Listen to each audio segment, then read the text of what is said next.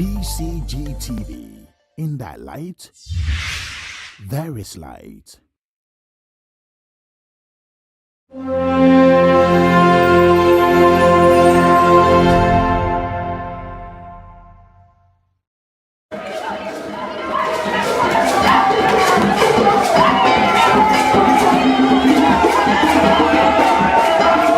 Hello out there. The peace of the Lord be with you. Welcome to Pcgtv Sports Time with Jerome. My name is Jerome Ochri. Last week, we started a conversation with Dr. Austin Lugutera, Director of Sports and Wellness at the University of Ghana. The conversation was so interesting that we couldn't exhaust in 30 minutes. I'm not even sure we can exhaust all the issues today. But then he's been kind to us to give us another 30 minutes. And today on this show, we'll explore more of the issues that he raised last week. I'll go for a short break. When we come back, the show continues.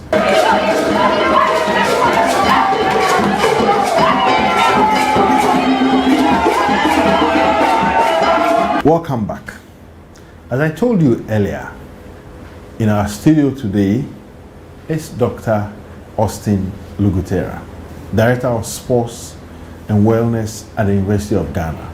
Doc, thank you for another opportunity to continue from where we ended last week. And we ended on the point of Winneba Sports College and what should be happening there or what has happened. Maybe we shouldn't even focus on what has happened. Now that we have hopes of reviving and putting up the things that we want to see. So you were talking about running courses and having some programs ongoing. My interest, maybe my immediate interest is, who are these courses targeting? Yeah, so most often before you run courses, you want to find out the needs. Okay. And also want to find out what is going on in the world and what you want to think that people should get. So the courses is organized, is targeting anybody in the sports field or in the sports ecosystem. So that let's see that what is now running in the system. What do we need? What do we need to, why is it called in service? Why is it called upgradement courses? We think that, okay, maybe somebody wants to upgrade himself in the knowledge of VAR. So if there's an issue, then we'll have to organize course around that area. If we think that there's going to be a course about club management, that we think that something is wrong there, why not? If it's about governance and leadership, why not? We do that. So the courses are going to come in varied forms based on our desktop research, just looking at things as it is and thinking, okay, these are the things that we think that people may need. Sometimes you can even flout a normal questionnaire to clubs, to stakeholders, to the media. Then there you could tabulate and actually know that these are the things that people are heading to. Okay. Then when you do that, at least you'll be able to get what you're, otherwise it's useless doing course that people already have knowledge in. Pardon my ignorance, but for a college that has not, I mean, to some extent, not functioned the way it should, are there lecturers and personnel to lead the teaching, or is it lecturing of these courses you are talking of? Remember, I mentioned that it started with the same focus of GIMPA.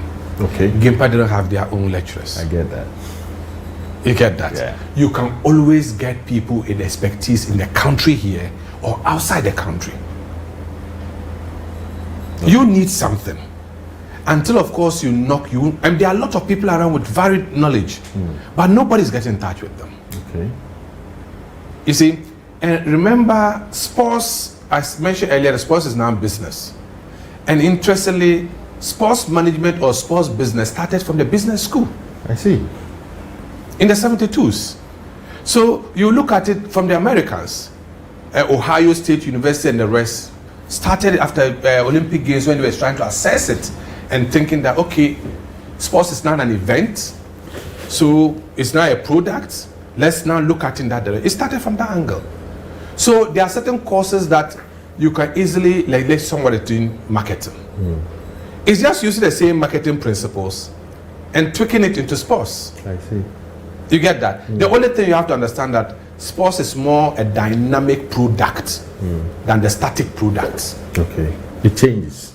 Good, because you are building with emotions, you are building that whole sports product.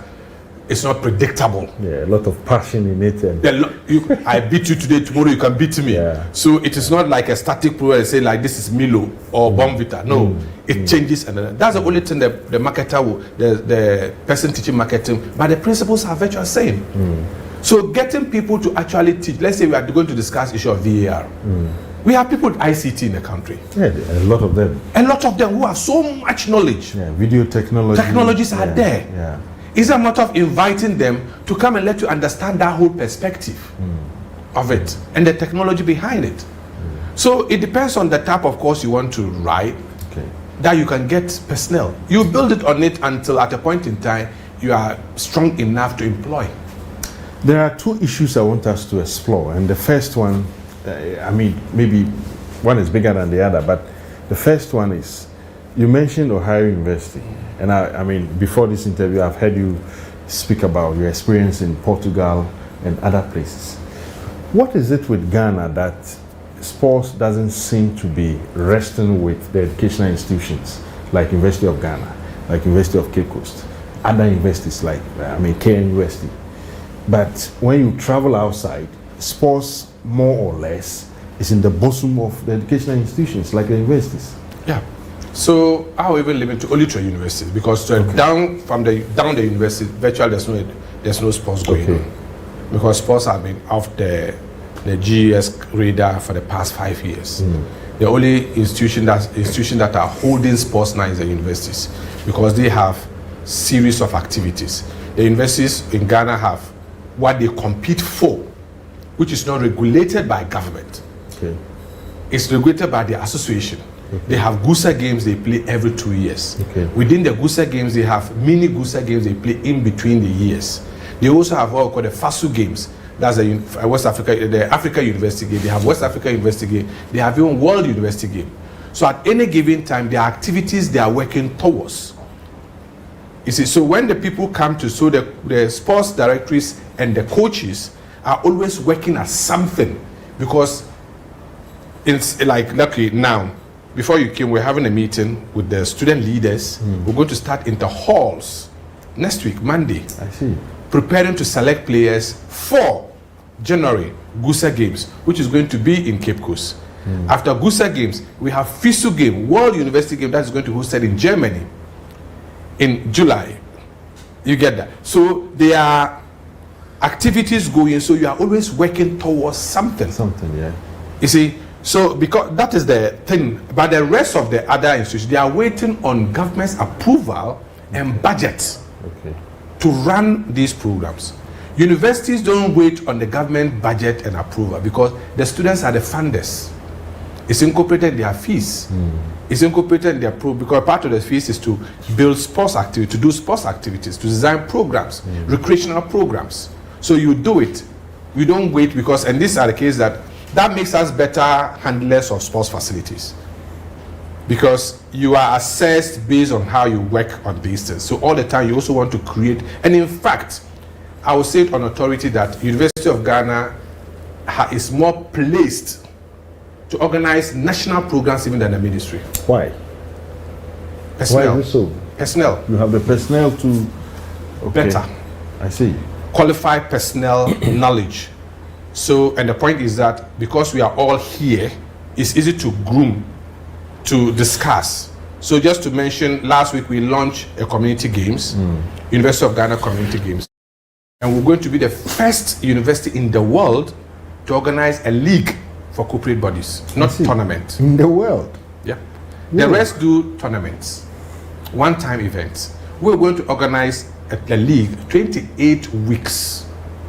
14 weeks, then break another 14 weeks. It's almost like when we're playing a 30-week Ghana Premier League. Good. And we're going to start it the last Friday of January. Next year, we are started. I see. We launched it and we played the gala, the inaugural gala, last Saturday. And we started with 8 teams. After the 8 teams, we are now having more teams coming. Interesting, GFA is forming up a team. I spoke with them. and they were angry because they were not part of the gala. That is interesting. Yes. We have the alumni having a team. We have executives, business executives also having a team. So this will be a football league.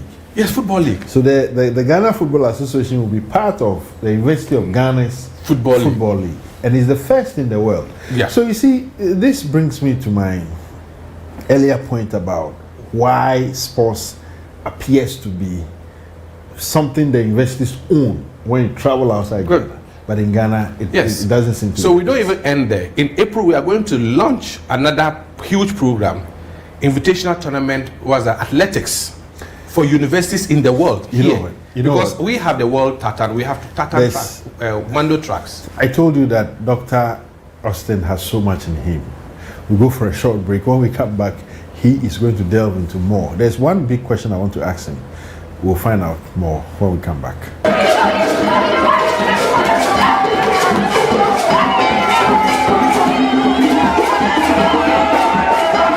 Welcome back.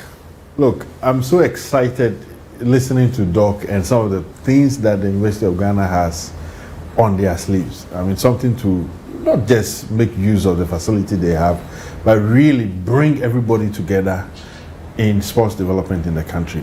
But Doc, you will agree with me that a lot of the things you've spoken about, even if it's about, not really about the community games corporate games that you want to have with the corporate bodies in the country, but even what will go on at the sports college, without funding, a lot of these things can't be done. How do you, in your scheme of things, as a sports governance expert, how do you envisage or reflect on funding of our sports and how to get it right? You know, there's the aspect government plays, and there's aspect that the corporate world plays. There are a lot of corporate world that wants to align themselves with sports activities or other activities. But unless, of course, you align your activities to them, they don't go around searching for you. Yeah, of course. There are a lot of times that corporate institutions keep their social corporate responsibilities, what they keep for, and the whole year, it's not being used. It's there. But it's for you to tap into it. If you are able to create a viable program,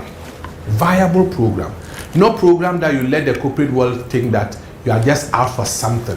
And the mistake most people think is just that instead of us seeking for services, we are just seeking for cash. And anytime you are seeking for cash, you become more suspicious. Yeah. Why the cash? I want you to supply water to me. Give me water. If you give me water, you have reduced my cost I will use to buy the water. Of course. Yeah. You get that? So if I have services to render, I would rather let you come and render those services. After all, I want the game to run. Let us see how the game run before the issue of money comes. But we want to see the issue of money first before the game runs. That fits into your earlier position that people don't understand exactly the business of the sports. Of the sports. So we just see money instead of looking at objective. So any work you are doing and you don't see how to achieve objective, you are looking at the money, you jump objective without seeing. Things that will let you achieve.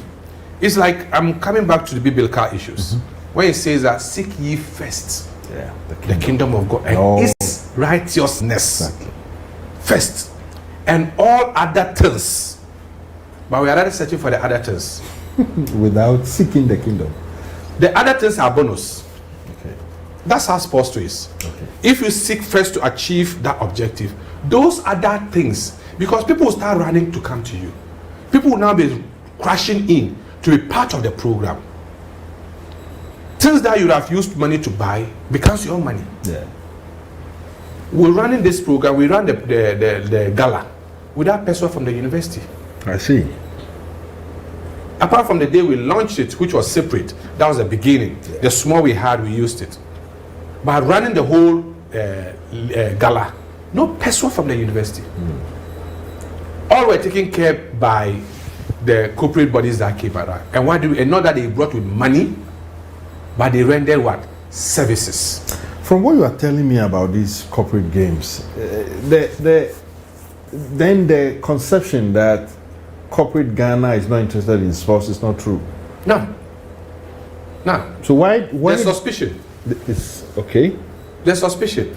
Because if you are one of corporate body, you have seen a corporate body went into a program and didn't see any results. Will you go in? No, I will not. No. And also, you sit behind and have conversation with other corporate body who tells you how people misused or manipulated with things. Will you go in? No, I will So everybody's watching. But if you come with viable programs and your vision, people understand the whole thing. Before having this, we had stakeholder engagement. We communicated with everybody, had series of meetings with all the 8 alumni. The University of Ghana alumni was part of it. We had meetings with everybody. We discussed and we allow people to discuss what they want us to do. I see. Not that you come with them and tell them, this is it. I have the idea, yes. How we want to run it, I tell them, I don't know. Let's discuss how we want to run it. So we have what we call ownership in governance. Let's own it. When you own it, it becomes yours. The person coming to even partner with you, a corporate, let him also have a part of ownership. Let him also see that I am not just coming as a passerby, I have a say. Then there you get people showing interest. Okay, we can do this. It's viable. Because if I'm calling people who are also going to, part of them are sponsoring, and they think that, okay, I'm part of the committee, I'm part of those who are designing it. It's safer to manage it. But if it is one body sitting somewhere, issues of governance are not transparent, I'm not showing accountability. Remember, these are tenets of governance. Yes. You get a point? There's no discussion. Like a black box. I'm hiding something. I'm talking to you, I want your money, but I don't want you to see what is here. You're also suspicious. Yeah. Raises questions. Yeah, because in the other world, it's not corporate bodies that are handling.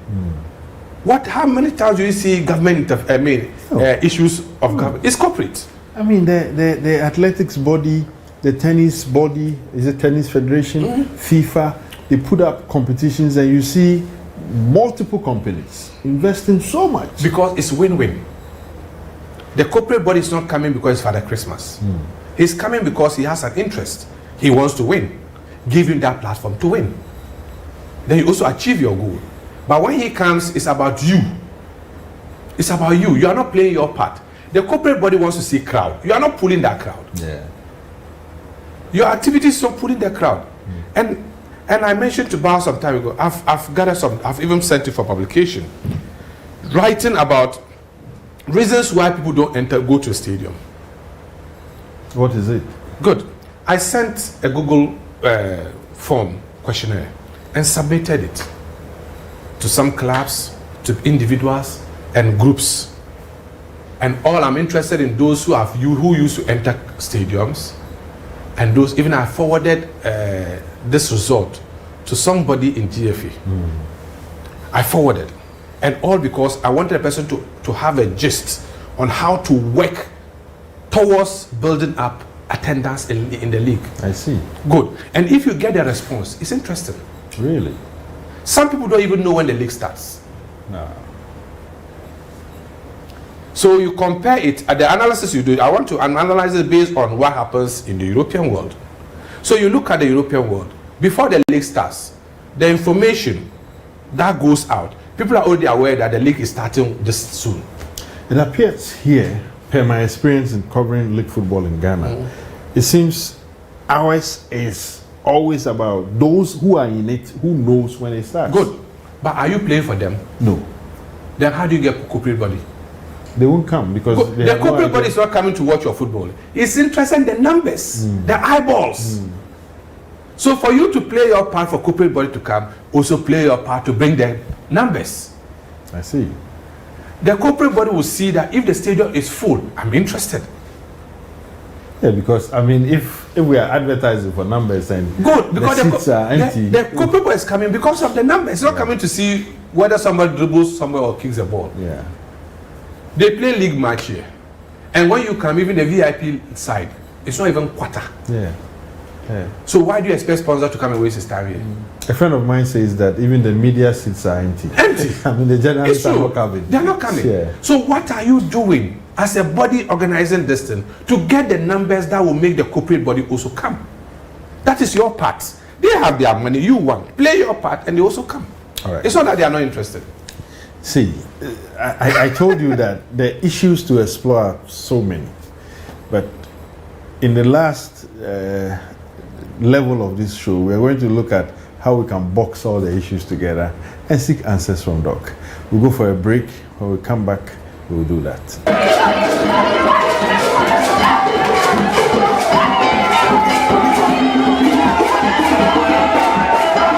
Welcome back. There are so many questions I want to ask Doc, but time will not allow us. I'll see how I can put all the questions together, maybe into one or bits and pieces, and take the thoughts of our very learned guest. Doc, you know, governance, leadership, if people would take you serious, there's an aspect that we can't overlook, which is the integrity of our sports. What's your assessment? I mean, when you look at the integrity of our sports, I mean, athletics, boxing, tennis, football in particular, which appears to, or which is always in the lead role. What's your assessment? And whether good or bad, what would you say to encourage people in sports when it comes to the integrity aspects of what we are talking about? I'll just sum it up to say openness. Openness. I love that. You see, it's natural of human being that if you don't have knowledge, you create. It's normal. If I don't know, if I get closer to you, Jerome, and you don't open up, I'll create. I can say, oh, Ochenoho. Yeah. He's this, he's that. It's because I don't have knowledge about you. That issue of integrity is just because there's no openness. So because there's no openness, it's generating into more suspicion and suspicion. Even sometimes you are trying to do something in the good of people. Because of the mindset that there's no openness, they doubt you. I see. You may be open, but still they still doubt you. Look at the issue of accounting for basic activities that are done. Open up to the press. The press asks you a question, you are angry. The press wants to get in touch with you, you don't want to hear the press. The press is not coming to shoot you, just coming to ask you a simple question. Oh, you say you were buying this board, did you buy it? Or when you bought it, how much was it? Or want to build this, have we done that? Things you yourself have said. That's accountability. Yeah. Accountability is not based on what you didn't say or what you didn't put on paper. It's what you have put in. What you have put on paper, yeah? what you have said. People want to say be accountable to what you have written or what you have said. They want to say be accountable. Be responsible. And it's all this is that generating to an issue of integrity. Because when you are able to be accountable and transparent, it builds your integrity. Yeah. So that even sometimes you are lying, people think your lie is true. Because you have built that capacity that people don't doubt whatever you are saying. Yeah. From the issue of who joins the national team, how do we get our coaches, how do we get this, the whole procedure is dented. Because we don't seem to have that structure, that governance structure that will engage people. Because remember, the tenets of governance, one of them is just transparency, accountability, integrity, trust, engagement, decision making. In all these processes, how do you get the person who is the final consumer of the sports product? How does he get involved? Yeah, because getting involved is just not that say come and say something. Let him hear something. You see, one of the days, I think I've forgotten, but the first time Man City won their league, or was it the second time under Pep Guardiola, something happened. I mean, Manchester United were playing somewhere. The trophy was on a helicopter somewhere, more like shuttling between one city and the other, waiting to see what will happen. And Ghanaians back home, where I watched that game, a lot of people were saying, and I'll say it in Twi, look, they are not compromising on the standards, on the game. But here, it's the opposite.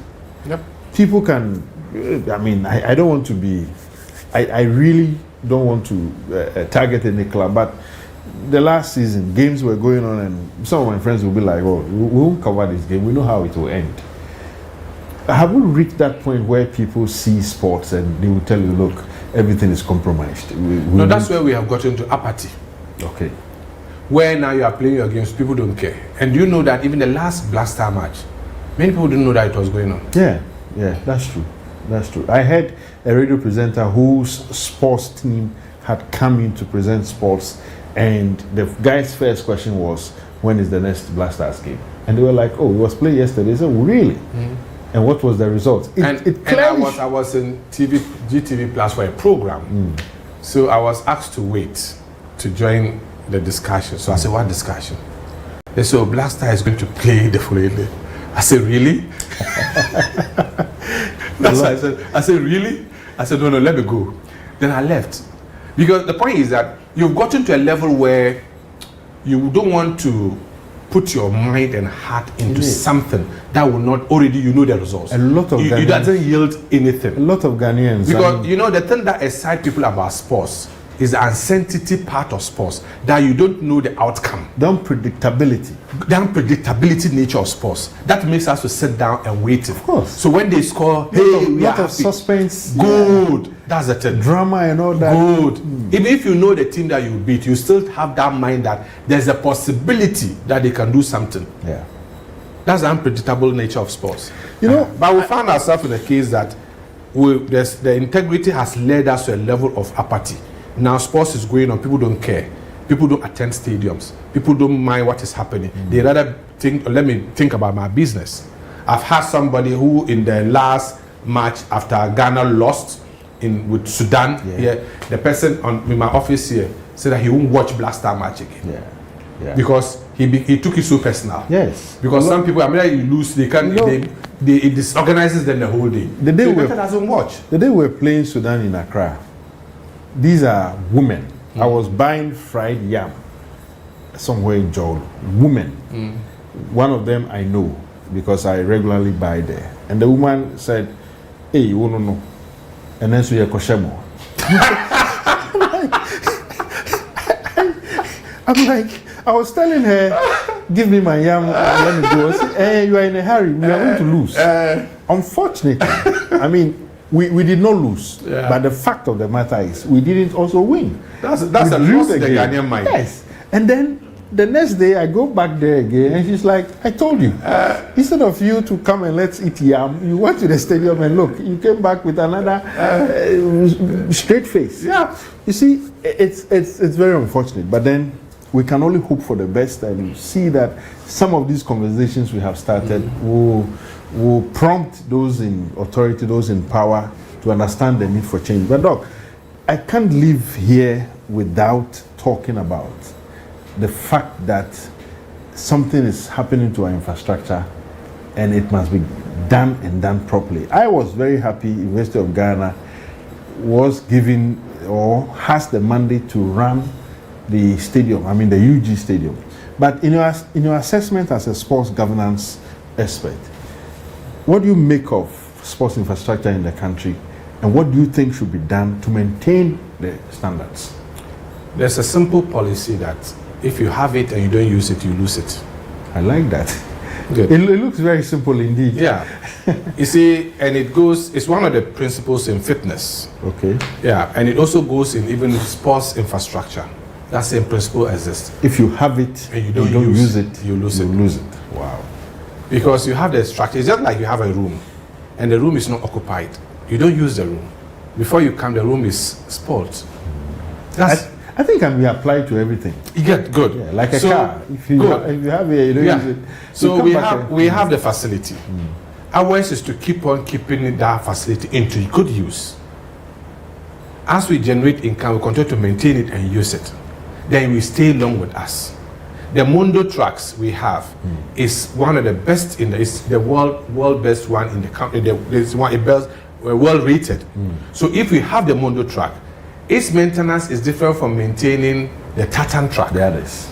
So if you have it and you don't use it, you will lose it. Because it's meant for what? For activity. But it's shocking how this principle looks simple, but Accra Sports Stadium has been not recently that CAF cracked the whip on us. It was deteriorating. Because I guess if not intentionally have people to to create events.